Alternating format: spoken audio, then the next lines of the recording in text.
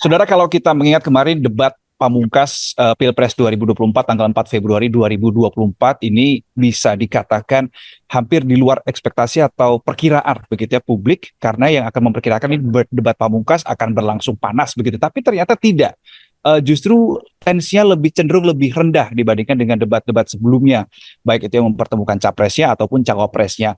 Menjadi sebuah pertanyaan, sebetulnya apa yang membuat di debat kemarin tensinya antar capres ini cenderung lebih dingin begitu, cenderung lebih rendah, tidak seperti debat-debat sebelumnya, meskipun ada sedikit-sedikit dalam tanda kutip guncangan-guncangan, sindiran-sindiran yang dilontarkan, apalagi soal bansos, kemudian tanggapan Ganjar ke Prabowo terkait dengan makan siang gratis dan seterusnya. Nah, kita akan bahas bersama dengan analis politik dari UIII.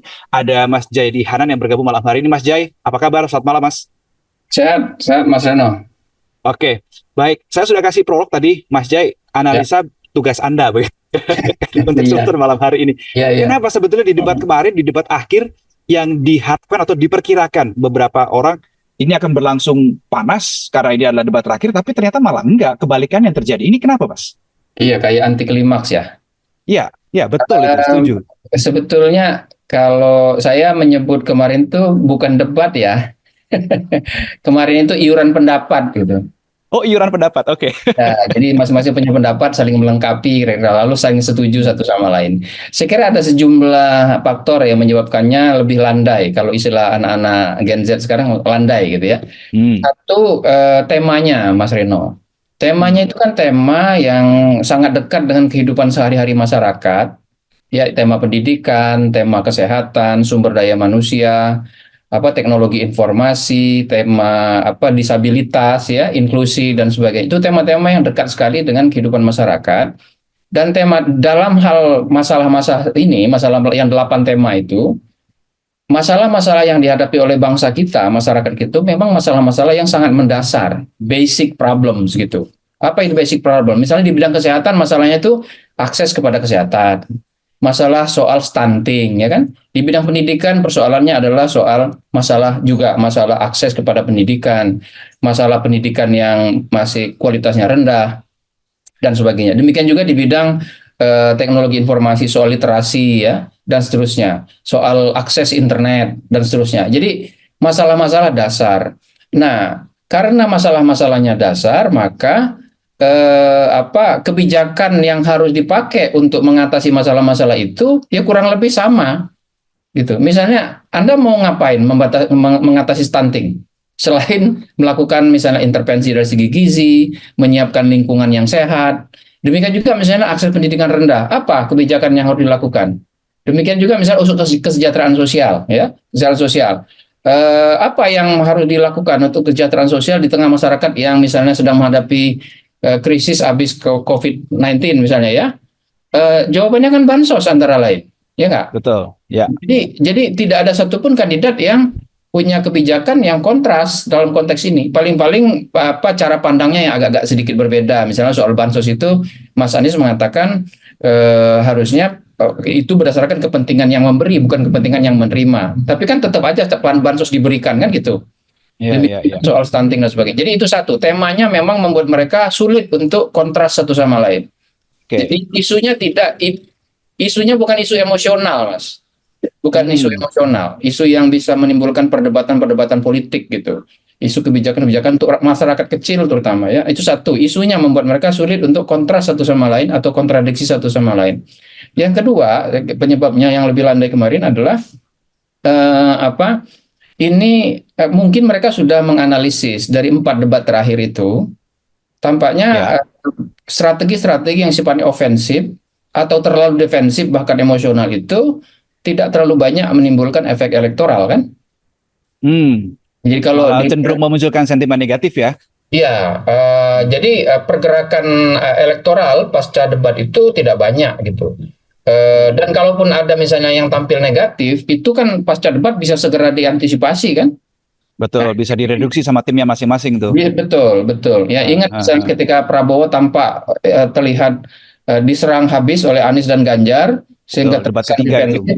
lalu muncullah menangis bersama, misalnya kan, itu contoh. Jadi Ya, ya. itu terlihat dari berbagai survei setelah itu, tidak terlihat pergerakan yang maksimal. Jadi ngapain berdebat dengan mengambil resiko menyerang yang bisa jadi karena menyerang itu bisa menimbulkan dampak blunder ya gitu ya. Itu yang faktor yang kedua, dari analisis itu. Yang ketiga, saya kira ini debat terakhir, Mas Reno.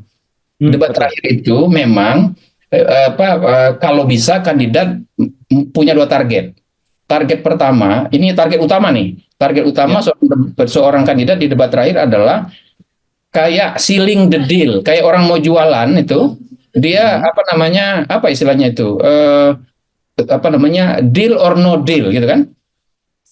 Beli apa enggak, kira gitu. Jadi, Ya. nah apa yang harus dia lakukan?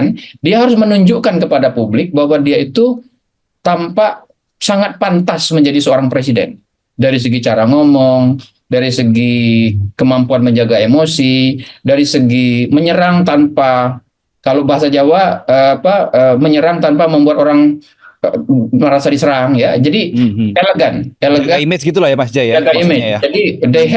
they have to look very presidential sehingga orang, oh ini pantas nih presiden. Nah itu yang fokus kemarin tuh kan. Dan kalau kita kan semuanya fokus menjadi kandidat yang Tapi bisa. kalau tapi kalau sibuk-sibuk Jaim kan sebenarnya dari debat ke 1, 2, 3, 4 kan ada jejak digital, orang bisa ngeliat lagi Mas Jai. Iya, tapi kan tiga-tiganya bisa apa namanya, menutupnya di debat terakhir. Nah, kan Karena kita, itu yang paling dekat dengan hari H pemilihan. ya betul kan, kalau di Oh, survei kita tanya berapa orang yang masih ingat debat pertama, itu udah sedikit. Ya, debat oke, oke, terakhir itu oke. yang masih masih diingat. Nah, karena fokusnya di situ, maka mereka tidak fokus pada saling menyerang satu sama lain. Nah, Ya, ya, ya. sebetulnya ada target kedua yang mestinya mereka coba capai, yaitu tadi menunjukkan kontras secara kebijakan antar kandidat yang satu dengan yang lain. Kenapa perlu kontras antar kebijakan itu? Supaya mereka bisa membujuk para pemilih yang belum menentukan pilihan. Oh ini nih, Hmm. kayaknya ini lebih pas nih pilihan saya gitu. Karena Tapi kelihatannya kemarin yang lebih terlihat menonjol ini adalah saya setuju, ya, kemudian itu hal baik, saya ingin menambahkan gitu gitu aja oh, Mas ya, nggak ada benar, kontrasnya kelihatannya. benar. Nah, kalau bicara kebijakan tadi kembalinya, kebijakan-kebijakan untuk masalah-masalah mendasar yang kita hadapi itu kan kebijakan-kebijakan yang sifatnya basic juga, umum gitu. Tidak Hmm. tidak tidak terjadi kontroversi sehingga tidak bisa menimbulkan kontras yang terlalu terlalu jauh gitu antar kandidat.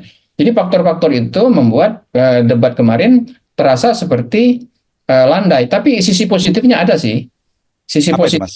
sisi positifnya adalah mereka benar-benar ngomongin gagasan kan, Oh iya, lebih ya, ya yang muncul lebih program ya. di program gagasan. Hmm. Cuma itu Hmm. gagasannya tidak diperdebatkan, tapi saling iuran aja, iuran gagasan, iuran pendapat. Jadi kemarin itu bukan perdebatan sih, iuran pendapat ya, urun rembuk mungkin, urun rembuk. Oke, oke, Nah, oke, gitu. oke. Ini menarik ini iuran pendapat bukan debat pamungkas. Tapi begini, Mas Jai, yang saya soroti, ketika itu memang sebuah substansi yang menyentuh masyarakat langsung begitu ya. Seharusnya memang mereka memaparkan sebuah program. Tapi yang menurut Mas Jai kemarin itu, oke, program sudah termunculkan ke permukaan, tapi dia sudah dalam, sudah spesifik, sudah detail belum? Ya, Kalau menurut Mas Jai, dalam beberapa hal detail. Misalnya Prabowo dari awal udah langsung kan, ya untuk langsung solusi ya. langsung solusi untuk mengatasi Hmm. stunting gizi kan, apa untuk mengatasi gizi, kasih makan siang gratis ya misalnya Hmm. ya. Lalu ada juga perdebatan soal internet atau makan siang Makan siang. ya kan, itu Ya. yang terjadi agak berdebat tuh antara Pak Ganjar sama Pak Prabowo. Itu kan dua Hmm. kebijakan yang konkret, sangat Hmm. jelas gitu ya. Demikian juga dengan Mas Anies soal apa, soal gaji guru dosen ya. Kemarin itu Anies mungkin karena pernah Menteri Pendidikan, itu yang paling bagus menjelaskan soal kebijakan tentang guru dosen gitu ya. Dan itu sesuatu yang patut dihargai kemarin ya, substansinya ada. Jadi secara umum cukup masuk ke kebijakan-kebijakan yang sifatnya solusi konkret ya. Cuma Hmm. memang karena waktunya terbatas, 8 tema nggak bisa dibahas semuanya kan gitu. Betul, betul. Isu-isu apa, isu-isu inklusi, isu-isu kebudayaan misalnya kemarin kurang tereksplorasi. Perbincangan soal kebudayaan tereduksi menjadi hanya soal seni budaya kan, ada Mm-mm. soal seni tari, ada soal pencak silat dan sebagainya. Iya, Bahkan iya. isu olahraga kurang kurang terbahas juga kemarin. Tapi secara Hmm, umum dalam selama sekitar 2 jam iuran pendapat itu yang kita sebut sebagai perdebatan, debat pamungkas itu memang muncul gagasan-gagasan. Cuma tidak terlihat kontras, ya. Hanya ada nuansa-nuansa aja. Eh, oke. Perbedaan-perbedaan serangan ada tapi halus. Misalnya Mas Anies 01 mencoba menyerang Pak Prabowo dengan cara menghadapkan Pak Prabowo dengan Pak Jokowi kan. Iya, betul. Pertanyaannya itu kan satu strategi yang cerdas sebetulnya. Menurut Mhm. menurut Anda di bidang pemberdayaan perempuan apa kekurangannya gitu. Nah, Oke. tapi kemudian saya duga waktu itu ketika Mas Anies menanyakan itu kepada Pak Prabowo, pasti Mhm. jawaban Pak Prabowo sudah diantisipasi oleh Anies bahwa jawaban Pak Prabowo akan lebih umum kan, tidak akan mengatakan kekurangannya. Nah, Betul. lalu saya duga harusnya Mas Anies menunjukkan kekurangannya. Hmm. Ya loh, kekurangannya tuh 1, 2, 3, 4 gitu. Setuju nggak Bapak? Misalnya gitu ya. Tapi Ya, ternyata ya. dugaan saya salah. Mas Anies justru mengatakan, Bapak nggak jawab pertanyaan saya gitu. Pertanyaan saya gini-gini. Nah, itu memudahkan Eh, Pak Prabowo kan. Akhirnya Pak Prabowo, ya. menurut saya jawabannya sudah saya jawab gitu. Saya ulangi sekali Hmm. lagi. Gitu kan. Jadi tidak demikian juga dengan Mas Ganjar ya, yang soal soal yang saya ingat itu Mas Ganjar soal keteladanan kepemimpinan ya, soal Mhm. demokrasi masih disinggung soal itu. Lalu yang menonjol yang juga mudah diingat itu soal kontras antara memberi makan siang, memberi gizi untuk anak untuk mengatasi stunting, atau lebih awal dari situ sejak ibu hamil. Itu kan ada juga Betul. sedikit kontras, meskipun Antara Pak sebetulnya Ganjar sama Pak Prabowo itu ya. ya, meskipun sebetulnya tidak kontras, itu kan saling melengkapi sebetulnya Mhm. di bidang kesehatan. Begitu Oke, kira-kira ya oke. tanggapan saya kemarin itu. Nah, kita sudah tahu ya beberapa analisa kenapa kemarin debat pamungkas malah seperti kalau bahasa Mas Jai adalah seperti iuran pendapat. Tetapi begini Mas Jai, kita melihat lebih makro lagi. Sudah ada 5 kali debat sejak bulan Desember 2023 sampai dengan Februari 2024. Kalau melihat pergerakan angka-angka dari Desember, Januari sampai dengan awal Februari, Mas Jai, catatannya ini debat ini seberapa signifikan sih sebenarnya berpengaruh ke elektoral pasangan calon ini dari 5 kali debat yang dimunculkan ke publik? Memang ada pengaruhnya, Mas Rino. Jadi Hmm. ada misalnya di debat yang Mas Anies nyerang Pak Prabowo itu, yang Pak Hmm. Prabowo tampak agak terpancing, itu ada sekitar 11%-an orang yang menyatakan pilihannya berubah gitu setelah nonton debat. Hmm. Demikian Oke. juga dengan yang nonton debat pasca Mas Gibran nyari-nyari jawaban Pak Mahfud, ingat Ya, ya, debat keempat kemarin ya. debat keempat itu juga ada sekitar 13% yang menyatakan dia berubah pandangan pilihannya setelah menonton debat gitu.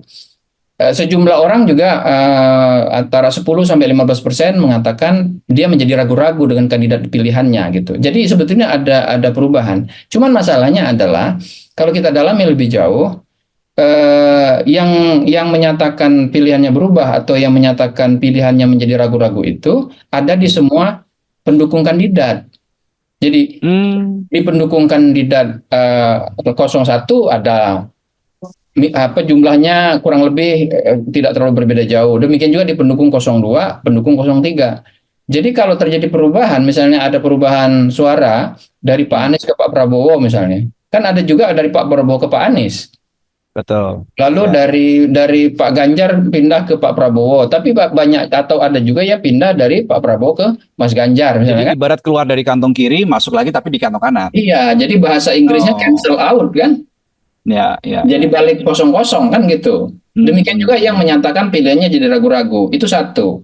Yang kedua, akibatnya debat walaupun sebetulnya berpengaruh, tapi karena pengaruhnya itu lintas kandidat, dia menjadi hasilnya menjadi kosong-kosong kan kira-kira gitu, kurang lebih. Betul, betul. Nah, yang kedua, misalnya di yang saya ingat ini debat cawapres yang terakhir, Mhm. debat keempat ya. Ya, debat Lagi keempat yang saya tanggal ingat 21 Januari. lagi-lagi yang saya ingat Mas Gibran nyari-nyari jawaban Pak Mahfud gitu loh. Betul. Ya, Itu yang paling itu muncul soal ya itu paling momen yang mudah dan viral momen ya. ya. Nah, Yang nonton sekitar 42% dari pemilih. Ya. Nah, yang menarik kalau kita breakdown 42% itu sekitar 26%-an itu pendukung Anies. Sekitar Oke. 45-46% pendukung Prabowo. Sekitar 25%-an juga pendukung Ganjar. Apa artinya? Hmm. Artinya yang nonton debat ini para pendukung masing-masing kandidat. Jadi para kandidat ini Oh, sebetulnya preaching to the convert.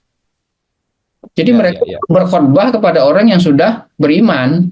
Tapi masalahnya begini, Mas Jai, kalau berdasarkan data yang Anda paparkan barusan, berarti eh, saya ingat salah satu tujuan diadakan debat ini kan untuk memberikan edukasi kepada para pemilih yang sampai dengan saat itu atau mungkin bahkan sampai saat ini masih belum punya pilihan. Mereka tidak Ya, tahu mau pilih yang mana. ya. Undecided voters. Berarti tujuan itu tidak tercapai dengan adanya debat karena lagi-lagi yang nonton debat ternyata pendukung dari masing-masing paslon. Sebagian ada. Jadi gini, Ya. debat itu betul tadi salah satu sasarannya adalah untuk para undecided ya. Mm-mm. Tapi jangan lupa debat juga berfungsi edukasi politik secara umum, menunjukkan Mm. gagasan-gagasan apa yang dimiliki oleh kandidat dan itu berguna untuk jadi salah satu tujuan debat juga adalah mengkonsolidasikan pendukung masing-masing, ya kan? Ya. Kalau tujuan pertama ini tercapai, itu Mm. mengkonsolidasikan pendukung masing-masing. Yang kedua adalah memang mencoba membujuk para undecided. Masalahnya adalah ini dari data juga Ya. eh, apa namanya kan yang undecided kalau kita lihat dari berbagai survei itu sekitar katakanlah 6 sampai 10% digedein ya 6 sampai Mm-mm. 10%. Kalau di LSI sekitar 8 kadang 7,7 gitu. Nah, ketika kita cek di antara yang nonton debat itu, di antara yang hanya sedikit yang masuk kategori undecided itu. Lebih Oke. dari 50% undecided nggak nonton debat gitu. Jadi Mm. tujuan untuk mempersuasi undecided itu menjadi tidak tercapai melalui debat, meskipun ya ada sekitar kalau nggak apa namanya sekitar 35-40%-an dari yang 6 sampai 10% itu memang nonton debat. Tapi umumnya mereka adalah kalangan pemilih undecided yang cenderung lebih terdidik, berada di perkotaan, punya akses kepada informasi dan sebagainya. Jadi apa namanya bisa juga itu mencapai mereka, tapi memang tidak maksimal. Nah, atau Bukan begini, Mas bukan Jai. salah ininya, Mas, bukan salah para debaternya, Iya, yaitu iya. itu perilaku para pemilihnya itu yang, Ya, ya. yang harus jadi mereka harus punya cara lain untuk menjangkau para pemilih yang belum Dari menentukan pilihan tapi tidak nonton debat. voter behavior tadi. Tapi saya begini berpikir begini tiba-tiba Mas Jai. Kalau kita base-nya adalah masyarakat yang menonton debat full begitu ya. Tapi kan kita bisa melihat dari debat pertama sampai debat kelima, after debat itu pasti ada chop-chop atau potongan-potongan yang kemudian Ya. dipublish di media sosial dengan beragam narasi, dengan beragam editannya. Ini spesifik tidak? Kira-kira ini akan nyampe tidak untuk yang undecided voter itu? Itu kan pembicaraan yang apa namanya apa istilahnya itu ya ya pembicaraan perdebatan after perdebatan kan, debat after debates ya, Iya, debate itu after debate, kebanyakan betul. terjadi di ruang-ruang media sosial kan, Betul. di ruang-ruang media sosial. Hmm. Dugaan saya perdebatan-perdebatan di ruang-ruang media sosial itu lebih cenderung partisan Ah. ya, lebih cenderung, ini dugaan saya ya karena saya bukan Hmm. peneliti media sosial. Hmm. Jadi lebih cenderung partisan atau bahasa bahasa teman-teman di media sosial itu lebih bersifat echo chamber.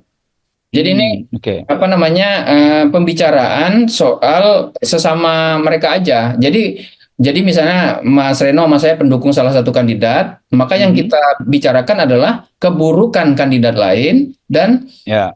kebaikan kandidat kita. Itu Ya. yang terjadi. Demikian juga di Mhm. paslon yang lain. Karena itu ada klaster-klasternya tuh. Ya, kalau Anda Mhm. perhatikan itu ada klaster-klaster pembicaraan. Jadi itu pun berarti kan tidak mencapai yang undecided. Karena undecided kan tidak suka dengan perdebatan-perdebatan partisan. Betul, Ya, betul. mereka mencari Nah, perdebatan-perdebatan yang sifatnya lebih umum. nah itu dia, Mas Jai. Ketika debat terakhir sudah terselenggarakan kemarin tanggal 4 Februari 2023, kemudian masih ada waktu sampai dengan tanggal 10 Februari untuk hari terakhir kampanye.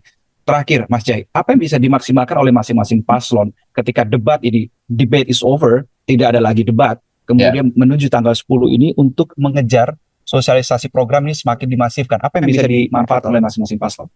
Mau tidak mau kan karena karena tinggal beberapa hari lagi, maka ini final pushnya, final touchnya itu harus, kalau istilah sepak bola, man to man marking atau bahasa kampanyenya micro targeting. Nah, micro targeting itu kalau sekarang bisa menggabungkan dua hal, yaitu micro targeting secara offline dan micro targeting menggunakan sosial media di tempat-tempat yang bisa dijangkau oleh sosial media. Nah, siapakah yang, dan itu harus dilakukan secara masif, bergerak langsung di lapangan. Siapakah yang bisa melakukan itu? Adalah para pendukung dari kandidat yang militan. Maka ada dua hal yang harusnya dilakukan oleh seluruh kandidat. Satu, memilitankan para pemilihnya, para pendukungnya. Dua, mendorong para pendukungnya yang dimilitankan itu untuk melakukan man-to-man marking, masuk ke semua jejaring. Misalnya pakai pendekatan buy one get one gitu ya. Atau misalnya buy one get 10, buy one get two. Misalnya maksudnya gini, satu orang mendekati dua orang mendekati 10 dan seterusnya. Jadi pendekatan-pendekatan yang sifatnya seperti itu ke depan, dan itu Tapi mencoba meraih suara lebih di lain sisi juga harus menjaga suara yang sudah ada. Jangan sampai fokus mencari suara tambahan tapi suara yang sudah ada terkeruk lain. Betul, militansi konsolidasi itu penting karena dengan militansi dan konsolidasi itu pendukung itu tidak ada gunanya kalau mereka nggak pergi ke TPS. Ya, betul. Hebat apapun seorang pendukung, semilitan apapun seorang pendukung, kalau dia tidak datang ke TPS, nggak ada gunanya kan?